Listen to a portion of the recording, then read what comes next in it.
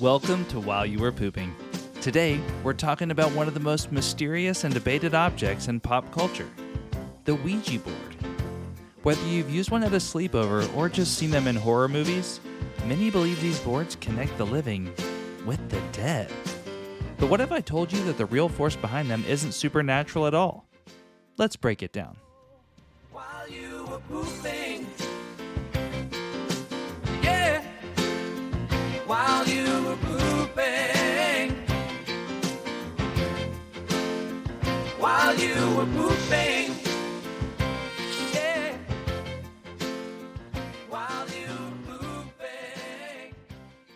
The movement that takes place using a Ouija board, or Ouija board, is best explained by the ideomotor effect, a psychological phenomenon where people make small, unconscious movements without realizing it.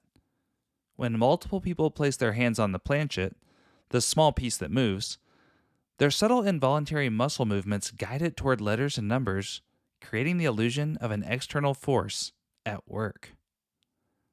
Expectation and suggestion also play a huge role.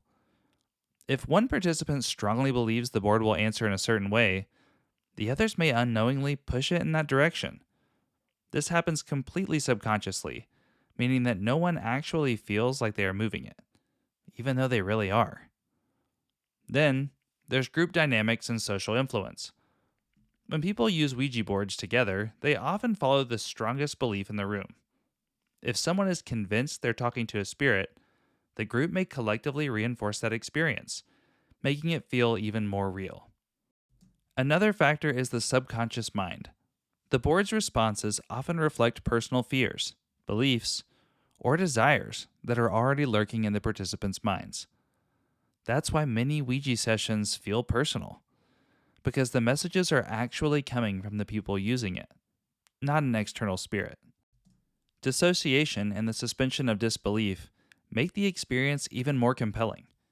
When participants focus intently on the board, they may enter a mild trance-like state, losing awareness of their own control over the movement. Add in dim lighting, eerie silence, and a pre-existing belief in ghosts, and you have the perfect setup for a paranormal experience. Finally, there's confirmation bias, our tendency to remember the times when something seemed accurate while ignoring the times that it didn't. If a Ouija board spells out something meaningful, we see it as proof of the supernatural. But when it produces random nonsense, we forget those moments or rationalize them away. So, while the Ouija board might feel like a doorway to another world, it's actually powered by psychological and physiological processes, not ghosts.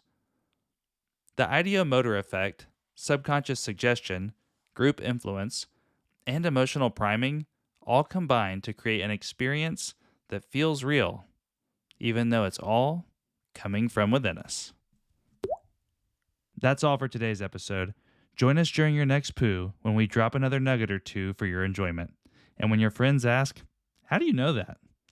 just let them know you learned it while you were pooping. Yeah. While you were pooping,